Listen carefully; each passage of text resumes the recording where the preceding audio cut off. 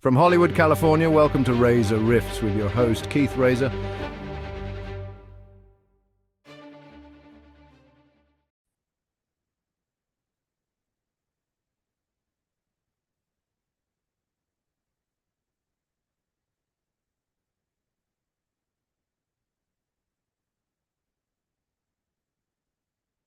Hey, Hey, Tony. how are you, Keith? Good. Long time no talk to. I know. Oh, How's life treating you, sir? oh, it's going great. How are you? Yeah, I'm a lot of stress, but Oh, stress? everything's good. It's good. It's good. Like, it's good trouble. It's good Yeah, trouble. yeah, yeah. I Yeah, but yeah. I apologize for the stress. Oh, well, you're not to blame. You don't have to apologize. It's good stress because I'm juggling a few things at the moment, and yeah, it just gets a little, I'm not, smooth. And you know, that's what having best friends like Tony Goldwyn are very harmful to me because it's like he's so good at handling all kinds of stress. Yeah. He Uh, just makes it look so easy.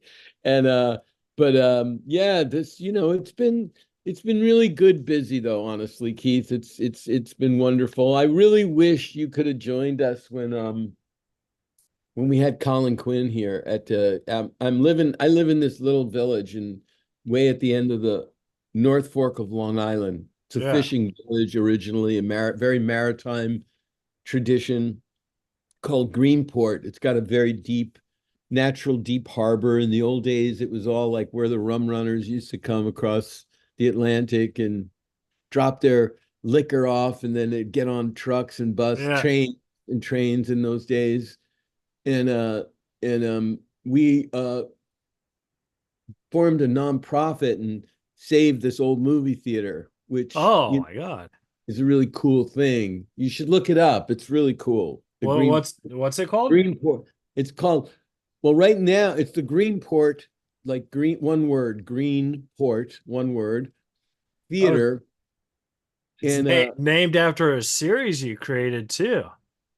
no, what? No, Isn't I didn't. it Greenport? Isn't that? Oh, yes, yes. Well, no, that's where the name of the show came from. Oh, Right, I was right. gonna be Yeah, like, I yeah, did yeah, yeah. research.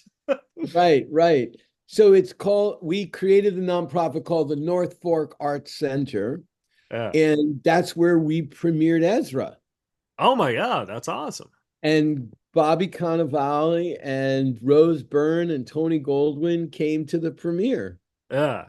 And at this Wow. little old theater, we had like 600 people and shut down the street in front of the theater. It was really cool. It was really cool. Yeah. That was, and that was because Bleecker Street uh, generously offered to let us do the first night as a fundraiser toward saving the theater. Oh, that's cool. That's Oh, awesome. so it was so awesome, and It, and the whole place turned out. The whole area out here, they yeah. just loved it. And Bobby and Rose and Tony and I got to be on stage with them because it's my theater, so I could do that. But we did a Q&A, and it was so fun. It was like watching Tony and Bobby, and there was this story of Tony Goldwyn and the horse, Right. and Tony told the story and had just everybody was in hysterical laughter Oh, that's listening awesome. to him. So yeah, it was just great. It was like we had done all this festivals and everything, but then doing it at this place that is where I kind of grew up, and I've been going to this theater since I was 5 years old, Yeah. and now I'm old. So it was to save that theater and then see this film that I'd worked on with my best friend for Yeah. 12 years, right? I didn't realize it took you that long to make it. Yeah. Yeah. Well, Wow. it took me that long to write it. Oh, oh my God. Yeah. It didn't take Tony that long to make it. Yeah, I was gonna be like, He was a oh, lot more he was a lot more efficient with his time than I was I writing it. I was gonna say all the actors Yeah. look good for 12 years. But It's it's really I don't know. So hold on one second. I'm on the podcast. Yeah, all right. uh, I have to make sure everything's okay. Oh, no worries, no worries. Yeah. So, If it's an emergency, you could always take it and I could pause. So don't oh worry. no, that's all right. I don't mind. Are we on now? What do you do? How do you do this, Keith? Oh, What's going on? yeah, yeah. I record and I just talk to you, and yeah, this is Oh, fun. great. Yeah, Where are you now? Where are you located now? I'm in Huntington Beach, which is about 40 miles away from Los Angeles. I know So, exactly where it is. I have a friend who lives in Manhattan Beach, oh my God, which is near you. And I taught at Chapman University for 3.5 years. So did it's you not, did you not, really? yeah, that's not My too far. mom teaches there. Get out of here. Yeah, she's like a lawyer. Oh, she's not like a lawyer. I bet she is a lawyer. No, no, she is, but she teaches the law. Like, so, oh my Wow. God, how cool is that? I taught all kinds of things. I taught film production, I taught acting for the camera, I taught writing, screenwriting, and Yeah. I loved it. I had about a 3.5 years. I was an adjunct professor, and then I was very close to um, doing a full-time gig there, but then it didn't happen. David Ward is the head of the screenwriting department there. And David Ward's a really great, obviously, he wrote The Sting. I mean, he's a great writer, right? Yeah. And a lot of Yeah. other things. And I just love the students there. I thought it was a good school. So she probably teaches law, your mom? No, she does teach law, but She teaches law. I was making a joke. Yeah, but she Yeah, definitely yeah, does. yeah. Yeah. Yeah, that's cool. And it's so weird because my screenwriting teacher that I assistant teach with, he went to Chapman, so he might know you. Who is that? His name's Norm Leonard. I don't know him. I was there in 2013, 14, 15. Oh, oh, maybe it wasn't. Like Maybe he graduated. 2030. Yeah, yeah, Yeah, yeah. Like in that suite, like it was really, really I just had a great time. But then it ended up I moved back to New York permanently very soon after. But my life could have taken a different turn if I had gotten that position as an, if they'd moved me up. David wanted me to teach full time, to be a associate professor, whatever they call it, yeah, to be a yeah. full professor kind of. But it didn't work out, and I came to New York, and that sort of was a good thing in the end because I got really serious about all the scripts that I wanted to do, and getting away from Hollywood was a really good idea that I'm not taking credit for a good idea. It just happened to luckily be a good Yeah, idea. yeah. No, take credit for these good ideas, Tony. You And got it. you're co-teaching a class, a screenwriting class? Yeah. Yeah. So how I got that job is because I went to school for screenwriting, and that was Where like, did you go? Where did you go, Keith? so I co-teach at OCC, which is But where did you study screenwriting? Orange Coast College. You too. You too. Yeah. Okay. Okay. So I got this job because my teacher, Norm Leonard, like I kept taking the class, and after like four times, you can't take it anymore. And it was the Yeah. only class I wanted to take. And then he's like, "Do you just want to assistant teach and read these scripts? Because I don't want to do that part." I was like, "Sure." So like, he kind of paid me under the table and stuff. And then the school found out, and then they Googled me, and they found out that I wrote for Norm Macdonald Live, and they're like, "Oh, so this is a real celebrity." And it's Oh, so funny because I don't have a master's degree or a BA or anything. So, right. but if you have like polished work, I guess that's like one of those loopholes for writing. Right. And I Yes. mean, I've never sold a movie. I mean, I've written three scripts, but I've never sold anything. Hmm. So like so yeah, so like, I do more of the teaching than my professor because that's really all I care about. You know what I mean? So That's a wonderful opportunity. I think I was not dissimilar to you in that I had gone to a master's program for acting, but I never finished, right? So I didn't uh, actually have an MFA, which you really need to have that position that I was after. And at the end of the day, it really kind of hurt me a little bit that I didn't have that degree, that David Ward wanted to plug me in full time. uh, But that became like, oh, let him be an adjunct. We know he's made some movies and he's written stuff.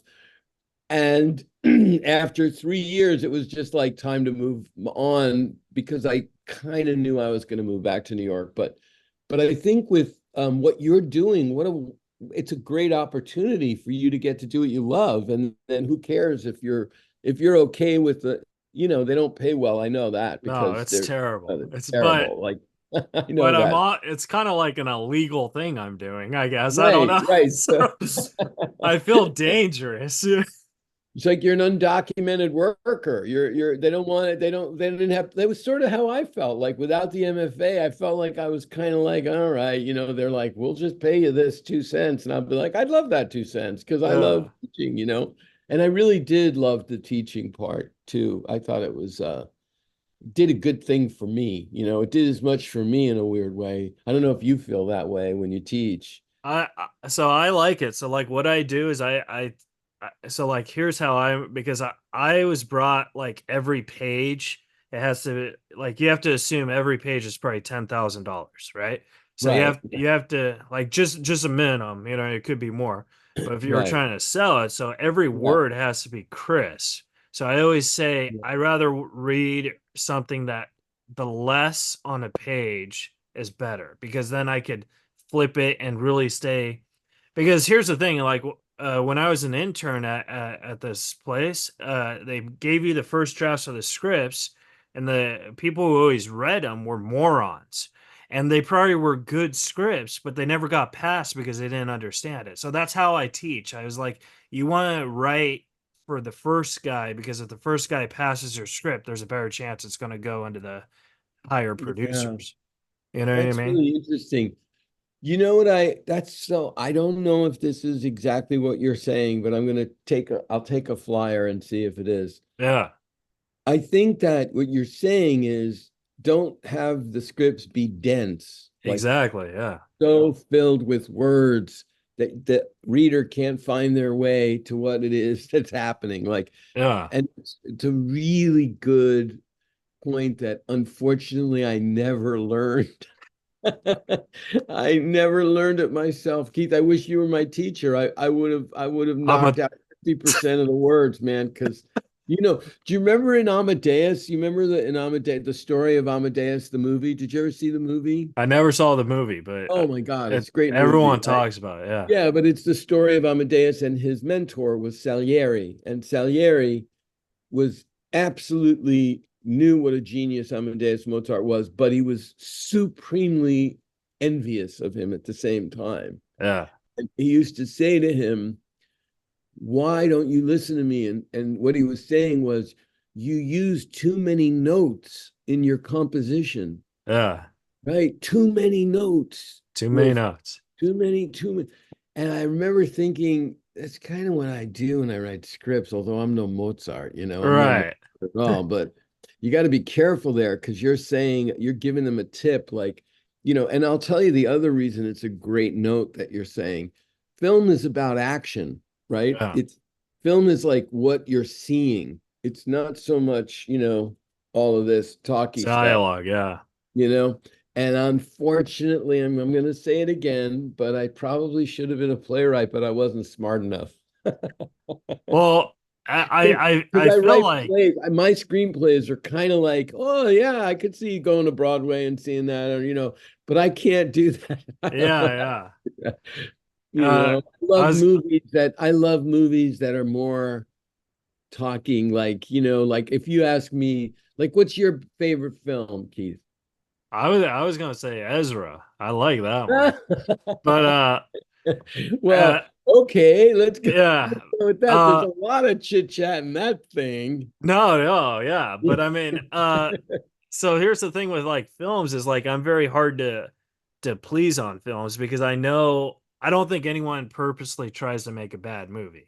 I think they always try and make great movies and just for whatever reason sometimes it turns out bad. You know what I mean? It's really hard to make a good, just an okay movie. Yeah. It's an accomplishment. Exactly. Yeah, yeah, yeah. So You're, I would say I mean I like Spotless Mind with Jim Carrey. I thought you that know, was so great written and that's the number one. When I did my survey for 3 years of teaching at a really good film school, that was the number one answer when I ask them to give me their top 5, right? Yeah. I ask every student so that I kind of know where they're at. Like Yeah. Spotless Mind's #1 with a bullet every time. I mean, Like, it's yeah, fantastic. it's so I have to go back and watch it again. It's really fantastic. And it's so I'm very old school. Like my students used to make fun of me all the time because I'd be like, on that list of top 5, a lot of times Raging Bull turned up in there, Raging Bull. Yeah, Yeah, like, I could pass on Raging Bull. yeah, me too. I was like, I don't like this guy. I wanted my after spending 2 hours plus with him, I was like, really? Did I really need it? I hate to say it. It's a fantastic cinematic experience. Let's say that. I mean, have you ever Yeah. more cinematography about box? I mean, it's brilliant. It's brilliant. I mean, yeah, I just Yeah, watched yeah. it because I just interviewed Kathy Moriarty, and Oh, really? Oh, yeah, wow. She's pretty and cool, Kathy. She's pretty cool. oh, she's awesome. She's awesome, Yeah. She's and very I met her through the autism community in Los Angeles because she I think was I went my both my boys went to the help group. oh, And nice. the help group is a fabulous school that kind of saved my family's life in a way because both my guys couldn't exist in public school, right? Oh, They got really? Yeah. Yeah, the schools were like, yeah, we'll give you anything you want, get them out of here.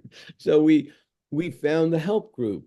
And Oh, I think at that time, Kathy was part of she was involved somehow in that community. I don't know if that came up. I think her daughter has a form of Yes, autism. Yeah. thank you. Yeah, exactly. So I loved her in that film and everything. But anyway, getting back to the idea of best films and dialogue, you know, you know, Marty is a genius at what he does because he keeps everything. He talk about making sure every word is like crisp and Yeah. you can argue about whatever you don't like about the movie, but how it's made is undeniably, made they're all made by a master, like Exactly. Yeah. whether you like the story or not or the characters, but for me, I think because I came from the theater as an actor, and I also loved movies. Like you asked me, what's my #1 film? I always say To Kill a Mockingbird. Oh my God, that's a great film. And it's based on a novel, right? Right. Yeah. And very much slow, black and white. Not the most exciting camera moves you've ever seen. In fact, I don't think there are any camera moves. It's Yeah. wide shot, medium close up. It's like, and I still think what resonates for why I say that's my favorite film is because how much is, there's just so much humanity in it. It's like it's undeniably represents the best, the best and the worst of man, right? Yeah. In this like little summer story, No, definitely. so I think that always, to me, that was always the and they would all, I mean, I always get like the kids would be like, what are you talking about? Like Casino, man, like, or or Spotless Mind. That's like energy and originality. And so I'd be like, yeah, but at the end of the day, it's all about storytelling, right? So what story are you telling me? I Yeah. mean, like why I didn't put Raging Bull on that list was because I didn't necessarily need to have that story told to me. And Yeah. I mean, it's like watching a train accident or something or a car yeah. crash. It's like, I'm on the okay, same page with you. yeah. So I'm there you just go. I- We I'm like just share like what we. whatever. I mean, it's just a movie. But like, Oh, that's great. so this is where like my autism actually really good is good because I could talk to celebrities just like that. Like I just instantly bond with them because Right. I think I'm an F-list celebrity. You know what I mean? So I feel like I'm in the circle. But normal people like I don't know if your son has this difficulty, but I can't even order food at a restaurant. I have to have someone do it for me. Oh, It's so really? yeah, it's so weird because I could talk to you or I could talk to anyone like in the business like that, no problem. Oh, But I mean, I can't even get a girlfriend because I can't even like talk to him. So you know what I mean? It's a very so You that's would, why I was you like, can get a girlfriend, Keith. oh, oh, it's very, very hard. I mean, yeah, Well, I didn't say it was easy. I just said you can't. It's not easy for most people. yeah. But I wanted to tell you a story about Azra because I took my family to go see it after I interviewed you and Tony. Uh-huh. And my family, they're not really movie people. You know what I mean? And Okay. they thought it was fantastic. They were Oh, like, really? they thought it was great, and they listened to the interview, and like we went to go see the movie, and maybe I'm being self conscious or whatever, but my mom would kept saying that you loved me, but Tony didn't. So I was like, I oh, love, like Tony Spiridakis loved yeah, you. you loved me, but Tony Goldwyn didn't. I was like, Oh, what? really? Yeah. Wait, from the So just from hearing it, so like it got me all like self-conscious because Tony's one of my favorite actors of all time. And then I was just like, wait, I thought it went no, pretty good. And she's like, no, no. yeah. Wow. Yeah. I So wonder what made her. Did she point to anything specifically? I I don't mean, know. I let's bear mean, down on this. I want to get down on this because we I want got to to. tell people that Tony's not the nicest person in the world. See, he didn't Yeah. even like Keith. He didn't like Keith as much as I did. I mean I thought it was but to be fair, it was my first time interviewing two people at the same time. And that was kind of like Right. pushed on me like 2 hours before. Wow. I was Wow. like, you know, No, so I was like, I thought it went really good, and I thought Tony loved me, and then she's like, he yeah, did. No, oh, he. Oh no, Tony absolutely okay, because I was adored so you. self-conscious about that after once my mom said that, I was No. like, oh my God, the guy from No, you Ghost tell hates me. mom she's wrong. In fact, I'm gonna get this word to Tony, and he's gonna Okay, send it. okay, We'll cool. get to the bottom of this. Because I was like having anxiety, so I'm so glad that I No, talked to you about this because I was like, I don't want Tony to hate me because no, Keith, he does not okay. at all. No, no, no. Oh my God, that's so funny. That's so We're and gonna it is. call my mom and say you're Yeah, wrong. we should call Tony Goldman now, and I'll just put him on the spot and say it's you. No, let's not. I want to talk to you. No, Tony, I'll do Tony. But I was doing my research and I thought Yeah. this was kind of cool. And I apologize because I haven't seen this movie, but it says on the IMDb, you wrote and directed a movie that starred one of my best friends, Christy Swanson. Oh yeah, yeah, yeah. How cool is directing Christy Swanson? It was so cool. She was awesome. She was just awesome, awesome, awesome. And Yeah, just just terrific. And yeah, I had a that was a very black comedy, like satirical and just black comedy, the yeah, definition of black comedy, and Ron Perlman was in it, yeah. Joe Pantoliano, and David, I don't know what David, anyway, can't think of David's last name, but who am I forgetting?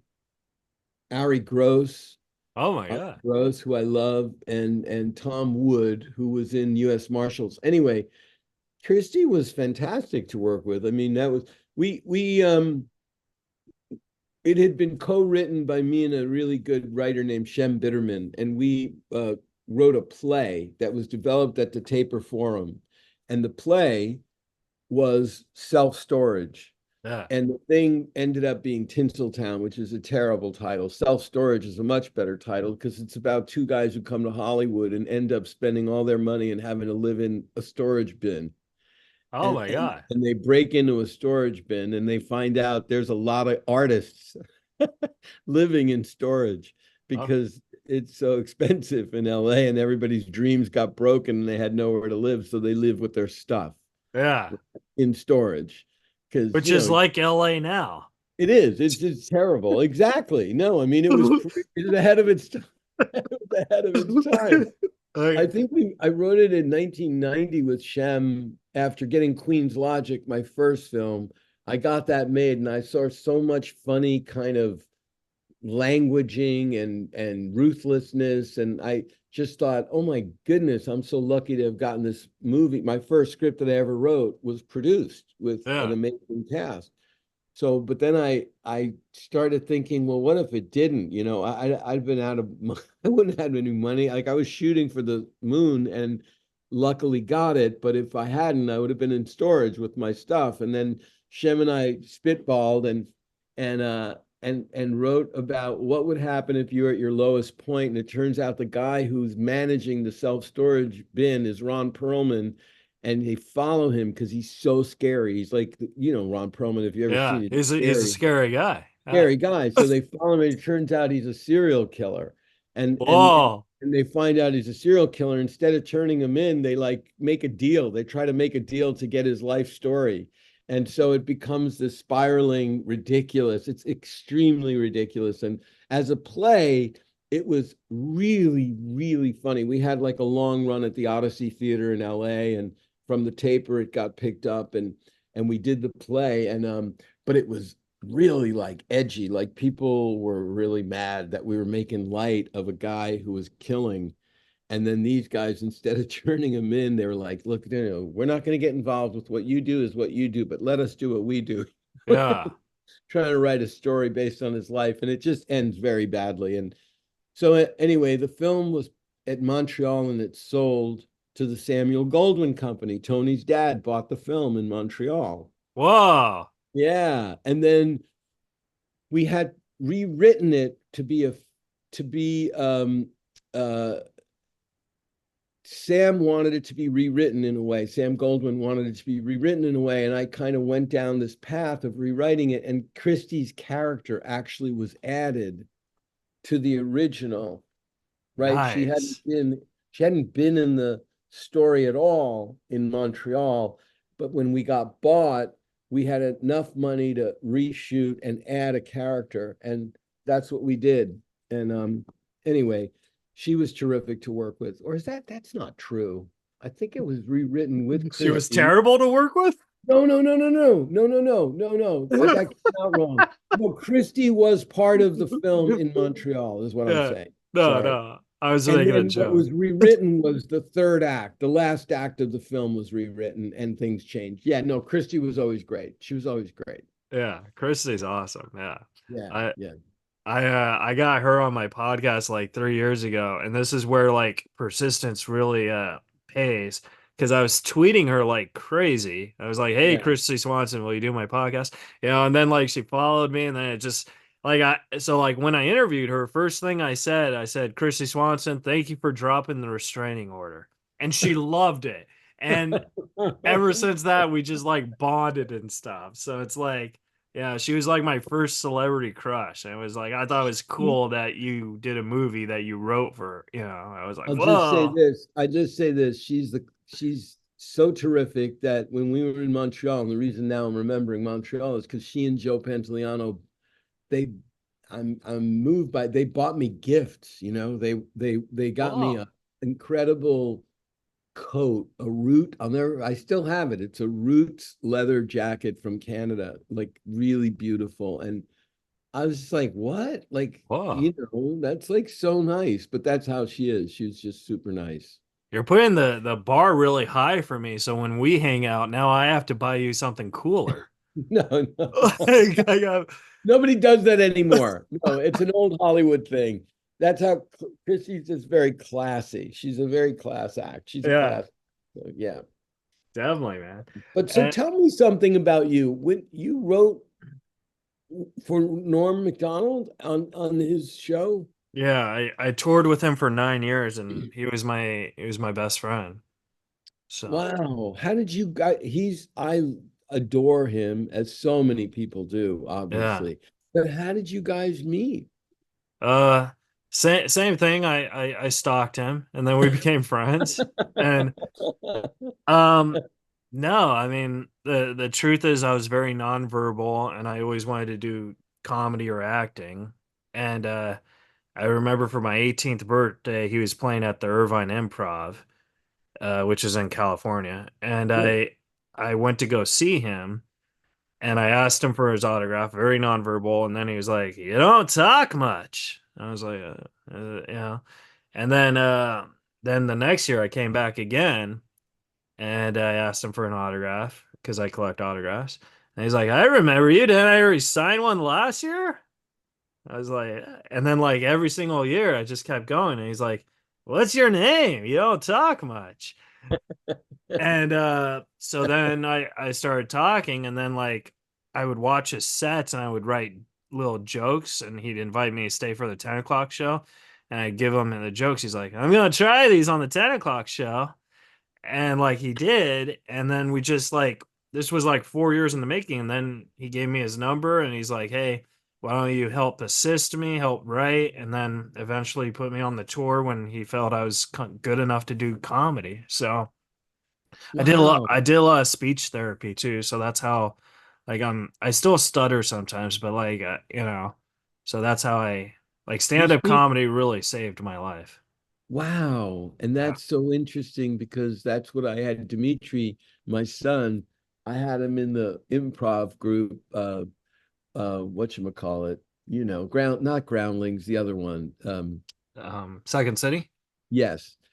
Second City had a teen like training place for, you parents would pay and their teenagers would be learn improv. Yeah. And I thought my Dimitri was so funny, of course, unintentionally, and it got him sent to the principal a lot of times, right? Yeah. Like it got thrown out of schools. But I would hear it and I'd be like, "That's funny, dude. Like, why are you throwing?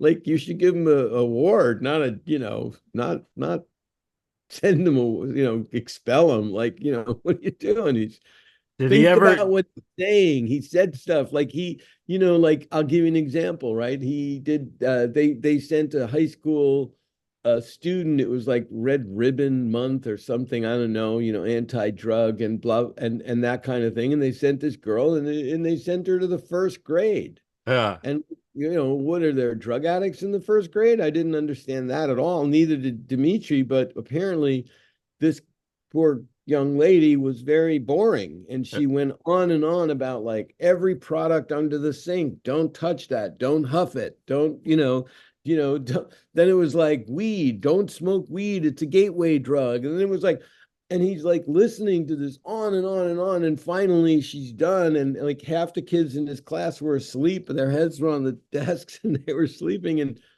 she said, "Do you have any questions?" And Dimitri raised his hand and he said, "I do. I just wondered, like, why wouldn't you bring a 6-pack of beer next time? That was really long." Like, you know, and then out he goes, dragged to the principal's office, and they call me in for Oh this, my God. literally. And I walked in, and the principal tells me the story, and I just burst out laughing. I was like, "Don't you get it? Like, that's Yeah.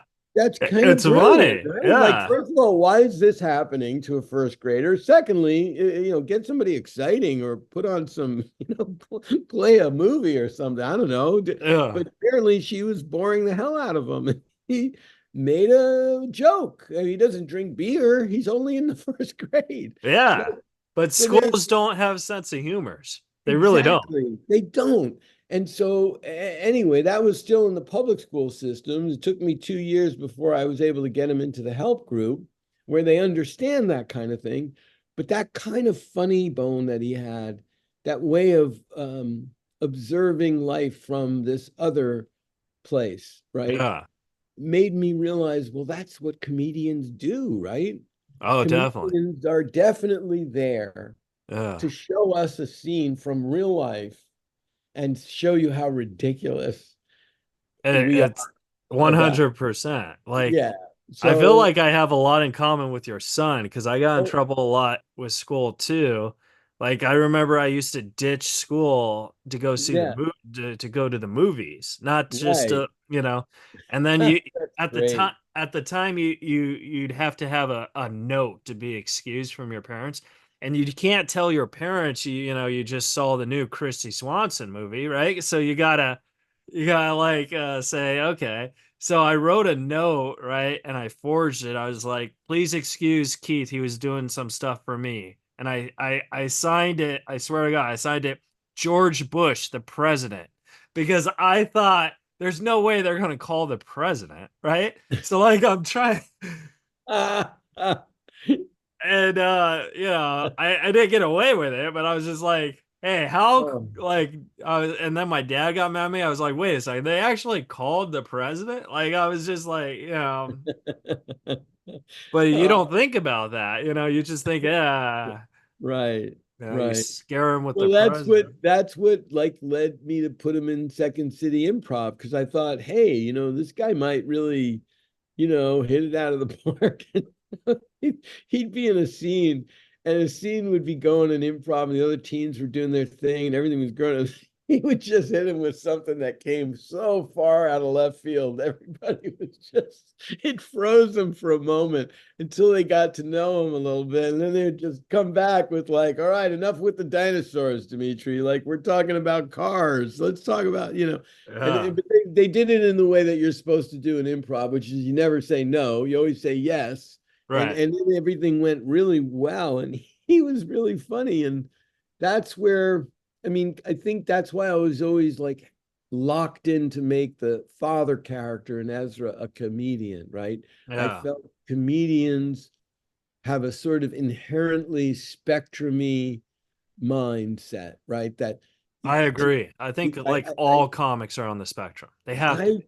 I thought that so much too, and I still am. I don't see him as much, but Dov Davidoff is a fabulous comedian who Yeah. Norm knows and Colin knows very well. And Dov was a very good friend of mine. I directed him. I didn't direct him. I wrote for him, and I put him in. Actually, I did direct him in one film, and I acted with him. He played my brother in a film where I acted in the lead role, and he's such a spectrumy person, but all heart, like just an amazing, edgy comic who at the reason people can deal with his edginess is because he has such a good he's a good he's a good person, but he's Yeah. also a bad boy. If you should check him out. Dov Davidoff is No, really I've heard of him. I don't know him, oh but yeah. yeah, if you see Yeah. his stuff, you'll know what I mean. He's like very edgy, but very, very smart. And that's the other thing.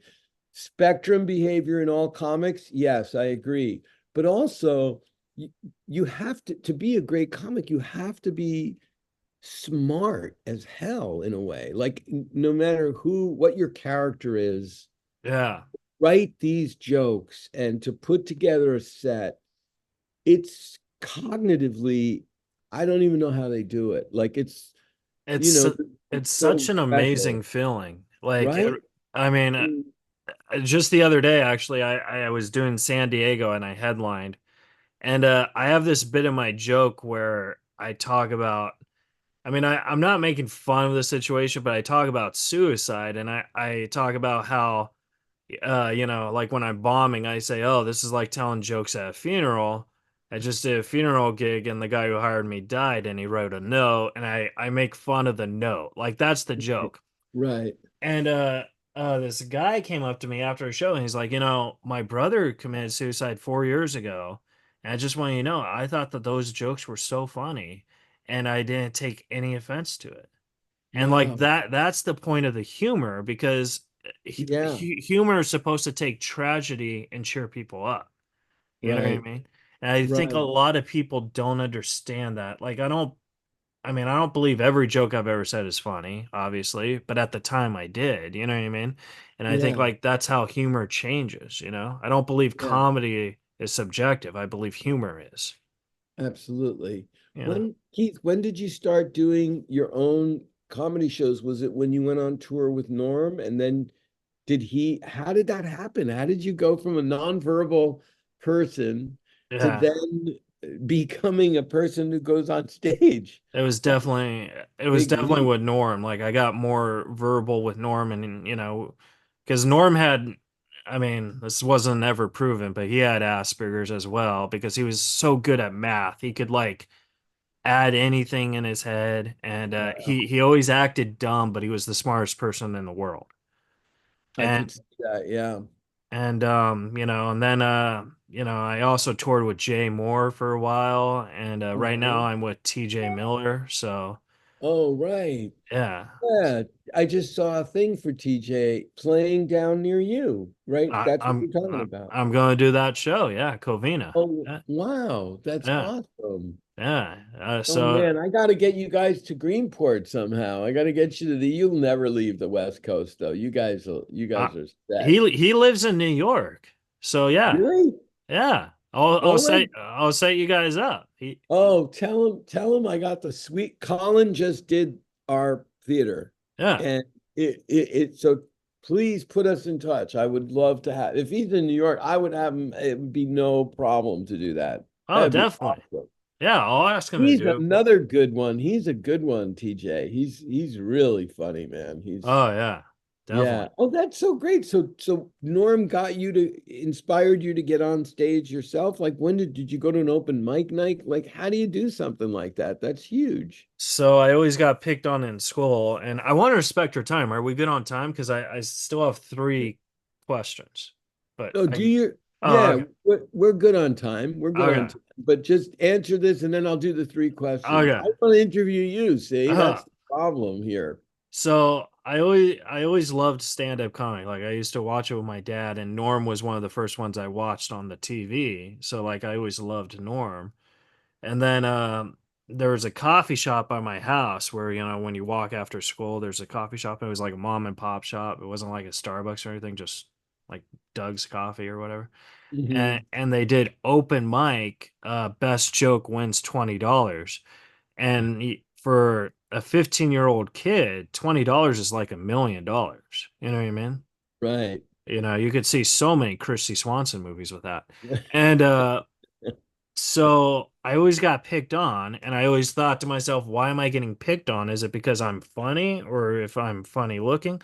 So I tried this open mic, and I only had one joke, and the joke is I'm getting picked on by this kid named Josh, and he beats me up every day, and he tells me if I tell anyone, he said he'd kill me. And that's very serious stuff. So the other day, the school saw my bruises and marks. They were like, "What happened?" I was like, "Oh, my dad did this to me." Oh no. So, you know, That's a good one. so I won the You $20.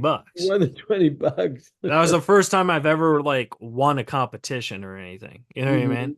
Hmm. Hmm. So that's when I first started it, and then that was when I was 15, and I was, that story took a long time to say, because I was very Right, right. nonverbal. And then when I went to go see Norm, I started doing more comedy and more comedy. So I mean, I've been doing comedy for almost 22 years. Wow. Yeah. Wow. So, and I've been good for like three and a half. Great. That's how I feel about I've been a screenwriter for like 34 years and I only think I've been good the last two. Yeah. Yeah, I agree. I agree. I understand that. Yeah.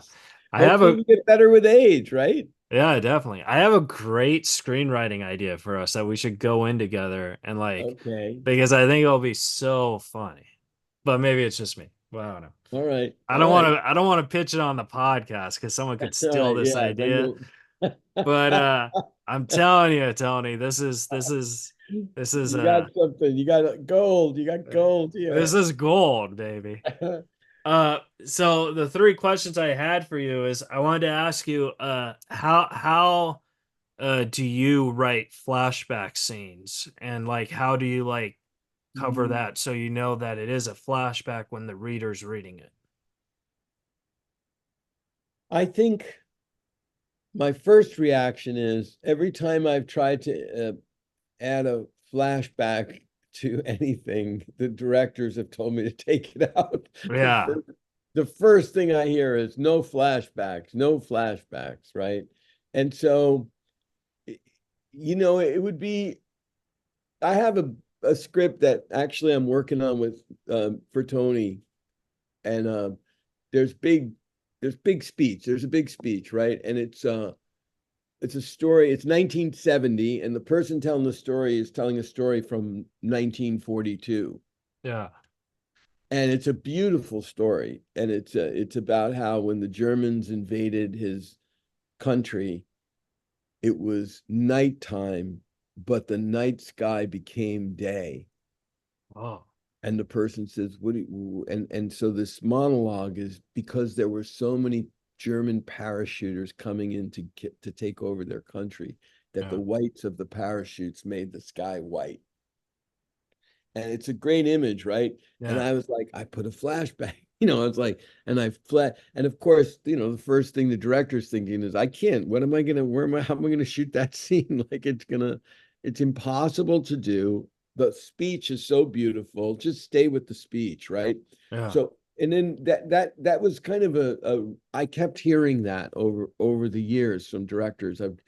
This guy would tell a story, and then I would want to cut to what he was saying, and it always got cut out. So the only way I can say that it could work is if the film itself requires the flashback component to become part of the grammar of that story. So what do yeah, I mean?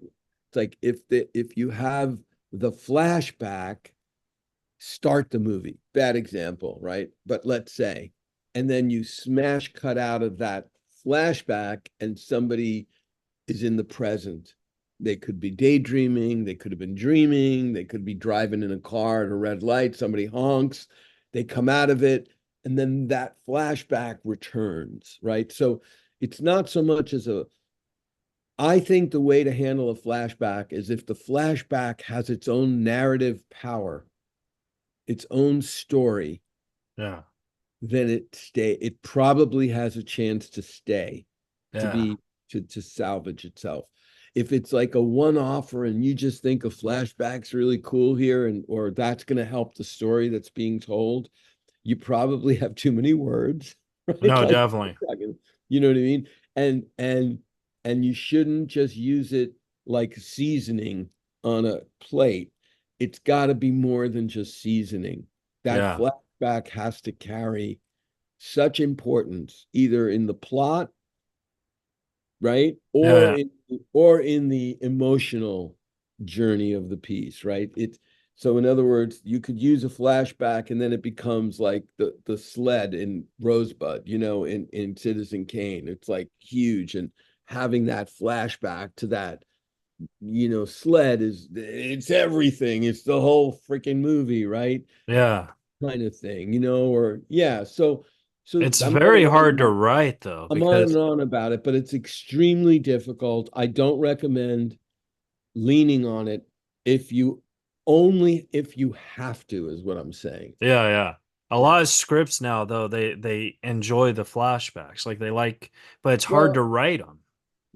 listen, if I remember, I don't know if it's Nolan, or there are so many movie writers that are so brilliant, they can effortlessly, but see, those writers that can use flashbacks Yeah, are using the flashback to carry the narrative weight of a story, yeah, right? So in the flashback that they're going to, it's absolutely imperative to have that story be part of the present day story, yeah. right? Like Nick Nolte and Barbara Streisand in Prince of Tides. Do you know that? No, but I know Nick Nolte. Beautiful book by Conroy, beautiful book by Conroy about a person in therapy who's learning how to be a human being, an adult, a man who suffered something in his childhood. So now you have two, right? It's not even it's flashbacks, but it's part of the narrative power of the story. You Yeah, can't not have it. It's almost like do a story in the past and do a story in the present and then interweave them, right? They're not really flashbacks anymore. It's part of the storytelling. no, Because the way definitely. the novel was written, it was like this guy as a kid and then this guy as Nick Nolte. Yeah, So how much do you use Nick Nolte or the child playing Nick Nolte? yeah, It's treacherous. It's a treacherous thing. The film that I'm working on now with Tony, when I first wrote it, I wrote it as a short story. It started in the present, and then it explained why this monstrous person you're meeting is a monstrous person. And so you go back to his childhood, and then you take him on a journey. But I'd come back to the monster infrequently. So which is the flashback? Well, the whole movie. And finally, people said, just get rid of the present. Who cares if he's a monster? Like, let's just, that story you're telling is a flashback. Yeah. That's the movie. And so I've been grappling with this for my entire writing life. Yeah. Well, It's a that tough one. It's a great that question. It's a that great makes me question. feel better, because that is Yeah, like a very hard thing to write. And like, 100%. Yeah. I mean, I know that's the style and scripts, like a lot of scripts just have flashbacks, but I always think like I say what you say. It's like it's like how much cheese do you want on your grilled cheese? You know what I mean? Yeah. You got to be careful that it isn't Yeah. that. Yeah. We call it a hat on a hat. Like if you have a story that works with a hat in the present, then let's figure that out. If you then want to put another hat on top of that, you better know that you got to make me believe that you needed that, the cutaway to that flashback. Yeah, To tell definitely. me a different story than the one about a guy wearing a hat. Yeah. It's got to be more than whatever it is you've got. And if it enhances and is important to the trajectory of your narrative in the present, then by all means, fight for that flashback. It's not like it should never work. It's just, and I see it happening all the time. I see flashbacks. You just got to make them seamless. They got to like, don't take me out of the trajectory of where I was following you, Right. making me go to this other place, time, everything, Yeah. just to tell me, oh, that book he was holding is a Bible, Yeah. right? That's not worth it. Like, Yeah.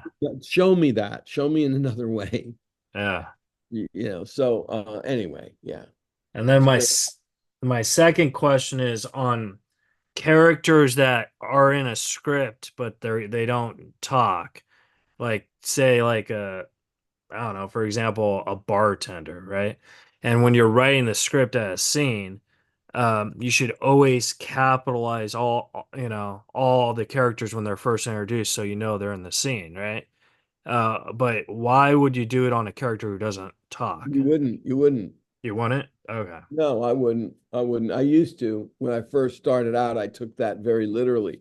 But if that bartender doesn't talk and have an Yeah. character arc, Okay.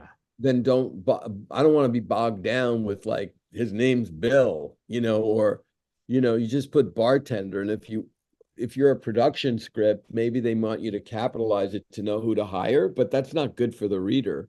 Okay. All right. The bartender hands him a drink and goes back to the cash register and doesn't pay any attention to him and get rid of him. Or if he is part of the fabric of the scene, then by all means capitalize him. But then he's going to have a journey in the scene.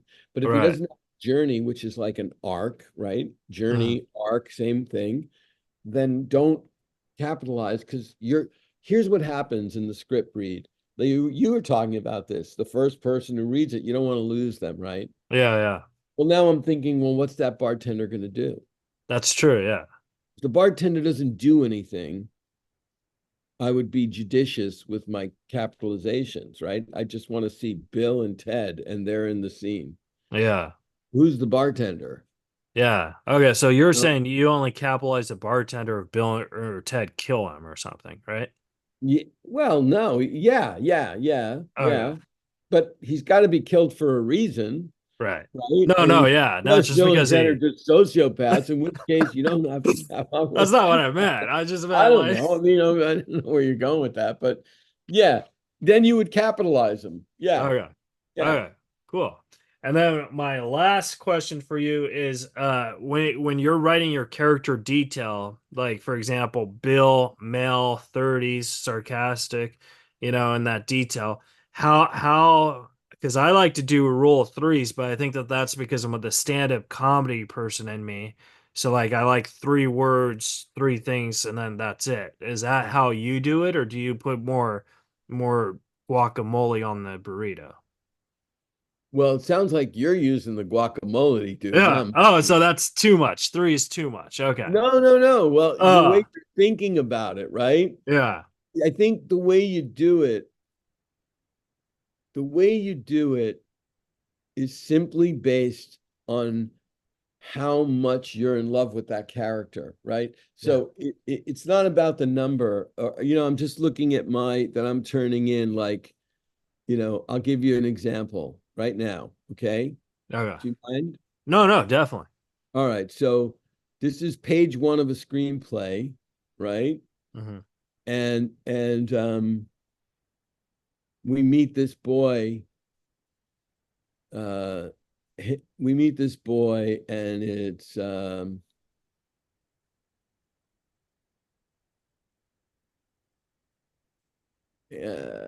Kalakis flattens his curls. Oh no, amplified mandolins rattle a locked door as soulful, insecure eyes stare in a bathroom window.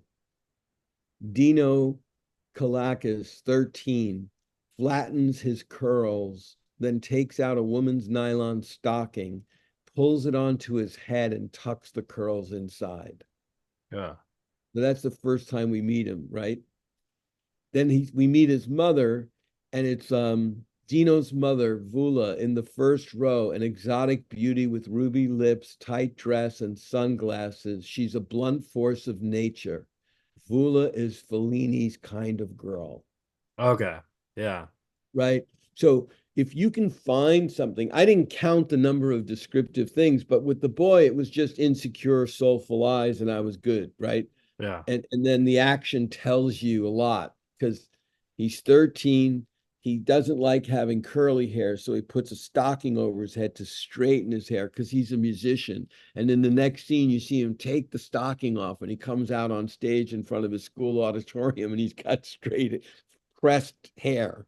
Yeah. So you kind of know a lot about him somehow that way. Yeah. And with the mother, she doesn't have a lot of dialogue coming, or I don't have that for her.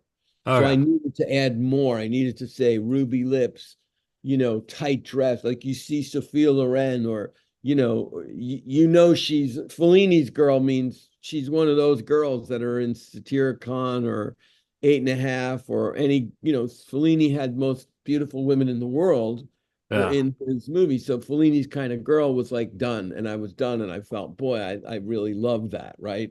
Yeah. So it's not about the 1, 2, 3 thing. If it works and the 1, 2, 3 thing for a it's good and you're in a rhythm, but really only use what you really feel tells you the essence of the character. Right. Okay. You know what I mean? Like blonde, tall, blue eyes. I could live without half of those. Usually those get, they're not that helpful. Yeah, I usually do something like male, blonde with styles of John Cusack. You know what I mean? So like you get it. Boom. That Styles with John Cusack tells me everything I need to know. Yeah. So Right? You know what I mean? Like or a blonde John Cusack, or yeah. you know what I mean? If that's important that he's blonde, because usually a lot of times these things are not important. Unless it's really about being a blonde. Right. No, yeah. You know what I mean? It's like we think Oh, it's okay, so I know what you're saying. So yeah. blonde isn't necessarily like that's just a waste of a word. You don't Yeah, need that. kind Oh, of. You don't okay. need that. I think what you need is also, if you're going to do the John Cusack reference, you want to say, floppy, puppyish, or and John Cusack, or like, he could have, he's either cuddly or scare or dangerous, like a young John Cusack, or you know what I mean? Like whatever you think Yeah. Okay. Cusack Yeah. is. Do you know what I mean? Like, what you're after is always something really interesting. And sometimes the John Cusack thing, which works for us, like Fellini works for me. I've got 24-year-olds reading my script now and going, who the fuck is Fellini? You know what I mean? Like, Yeah. trouble. But in that case, I don't want them making my film, because if they don't know who Fellini is, I'm sort of, not only am I using Fellini on purpose, but it's about an immigrant family from Greece that's in America. Yeah. So I could invoke Melina Mercouri, but nobody knew who she was. But the film starts out with the music from Zorba the Greek. So it's like all these references. I'm sort of putting you, the reader, into the timbre and tone of what world I'm writing about. Yeah. Right? Well, Yeah. well, Yeah. thank you so much, Tony. I want to respect your time, but this was No, what's the awesome. third question? There was a third one. Oh, that was the third one. That was the third one? Flashback, bartender, and character detail. Oh. I could ask you one more question if One you'd more. like. I want one more. Okay. This isn't a screenwriting question. This is a Tony question.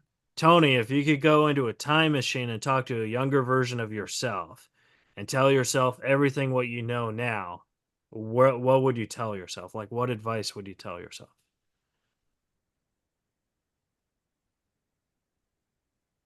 Oh boy, I can think of like three incredible things. And what I would tell myself is just don't do anything and shut up. Yeah. That's what I would tell myself. Whatever you're thinking of doing, Tony, in this moment, don't do anything and just shut up. Oh my God. I'm so glad you said that. And you didn't say, Tony, if Keith Reza asks you to do his podcast, say no. No, I'll always say yes to you, Keith. I'll always say yes to you. I think it's really, I just think everything you're doing is great, and I really appreciate you, man. And I'm gonna tell you right now, Tony Goldwyn loves you. So there you go. Oh my God, awesome! Thank you so You much. tell Mom, sorry, Mom, you're barking up the wrong tree with that one. It was so funny because my mom listened to it and she's like, "How come you didn't ask him any ghost questions?" I was like, "Well." I went with someone like you because I knew that I could probably only get away with one question outside the movie they're promoting. Oh man. So, well, Tony, have a good day, buddy, and thank you so much for taking time. I mean, it's always an honor to talk to you, and it's fun. So, thank you. Thank you so much, Keith, and please get me hooked up with TJ. I would love to talk to him about too soon something. Yeah, is it okay if I give him your email? Yeah, absolutely. All right. And let me know, we'll talk soon. You keep in touch, all right? Okay, buddy. All right, man. Bye, Tony. Have a great day. Bye-bye, Keith. Thank you. All right, guys. All right, guys. Subscribe, rate, review. That was the show with Tony Spiridakis, and we'll see you guys next week.